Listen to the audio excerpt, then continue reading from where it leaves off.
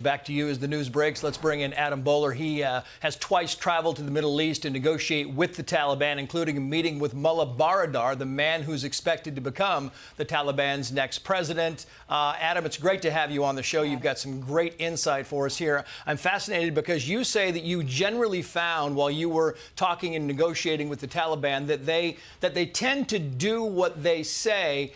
And yet they say that, that they're going to be a more peaceful Taliban. And some of the things we've seen on the ground do not jive with that. Your thoughts?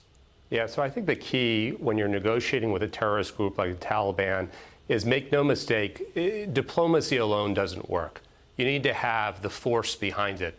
And the big difference now versus before when we were negotiating is that we had that force. I mean, people knew that we took out the #2 guy in Iran with Soleimani.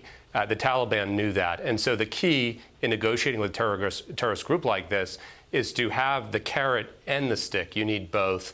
And that's what I'm worried about right now from an execution perspective, is we're out, we're pulling out. That doesn't give you leverage to have real discussions. Adam, I believe we've got some pictures to show our audience of you with members of the Taliban.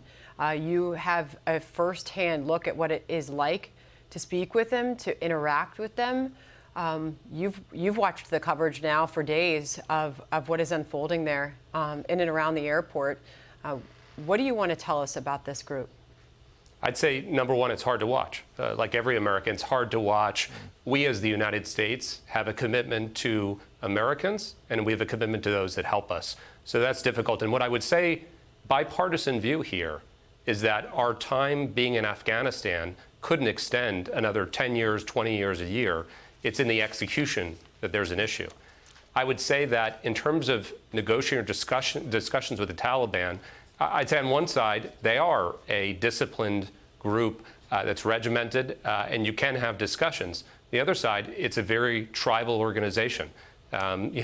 During some of the discussions, one of the guys that had a larger beard was, I don't know if he was sniffing or eating his beard during the time. There was another guy that, was picking his nose during and put his hand like that.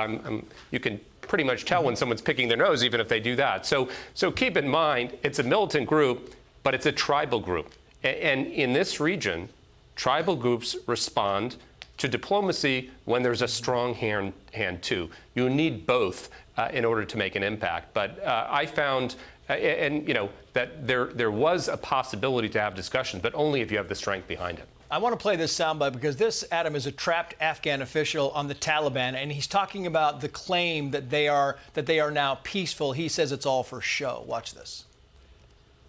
Over 2,300 American soldiers sacrificed their lives in the conflict in Afghanistan. We also had over 1,100 soldiers from our NATO allies, Brits, Canadians, the French, the Germans. All of the folks who came to our defense after 9/11 invoked Article 5 of the NATO Charter and participated in our war in Afghanistan. There were sacrifices made all around, and yet they were the last to know. It was a shameful way to treat our allies. Yeah, that was the wrong soundbite, but I guess the point, what I'm trying to get to is there a disconnect? You talked about how the leaders of the Taliban, they're seeking legitimacy. Is there a disconnect between the leaders and the militants in the field who might be doing harm to people? And is there a way for the leaders to control those who might be out and about in Afghanistan doing wrong? I think the disconnect here is when we're the United States of America. And we're a strong nation, we're strong internationally, and that's one thing going from country to country I can give you assurance of. We have a lot of strength. When we leave, we don't leave with our tail between our legs. We leave from a position of strength on our terms. And so the Taliban, again, it's a tribal area. They're a militant organization, a terrorist organization. They're going to respond to strength. And so first and foremost, you can't have real discussions and expect a terrorist militant group to engage and to do what they say if there's nothing to assure accountability. We need to assure accountability. They need to know that we have the strength and the willpower to follow through if they don't do what they say they will. So, Adam, they're armed to the teeth now with U.S. weaponry, sniper rifles, Humvees, helicopters. They're in a whole new world now in just days. Yeah, but make no mistake, again, we're America.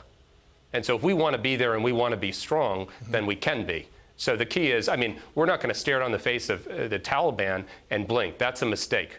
We're the U.S. of America. So I think the key here is remembering our strength and our ability, and we can't leave like this. We cannot leave people that supported us behind. That's not okay. So those images. I think that's where the question of will comes in. You're talking about the strength, 100%. the ability, the capability, which we know our military has. But Yes. is this White House moments from now going to show the will? That's exactly correct, which is what is the difference between when we were engaging before, there was no question about the will. We blew up a car where a massive terrorist, Soleimani, was riding with someone from Iraq planning attacks on U.S. troops in U.S. bases. And what did we do? We blew that car up because that's what we needed to do. The Taliban, the region saw that. The entire region, the Taliban saw that. So when we're discussing with them and we're negotiating, they know that there's muscle and willpower behind that. We still have that muscle, of course, we're the United States. And then the question is the willpower there, and are you leaving on your terms with strength, or are you leaving with your tail behind your legs? I don't think it's too late. It's never too late for us. But it's time to say, listen, there was an execution failure here. Fine. Let's rectify that failure now, and let's show our strength. And if you were negotiating this, you would tell the Taliban, look, we're going in. We're going to go in. We are going to get every American out, and we are going to get every one of our Afghan partners out. And that's the way it's going to be. If it takes us a month past the August 31st deadline, then so be it. And God help you if you stand in our way.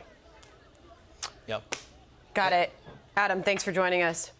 Of course. Hi, everyone. I'm Brian Kilmeade. I want you to do me a favor. I want you to click to subscribe to the Fox News YouTube page. This is the only way that I know for sure that you're not going to miss any great commentary, any great news bites, any great interviews coming your way on Fox. You can get it all here on YouTube. So subscribe right now.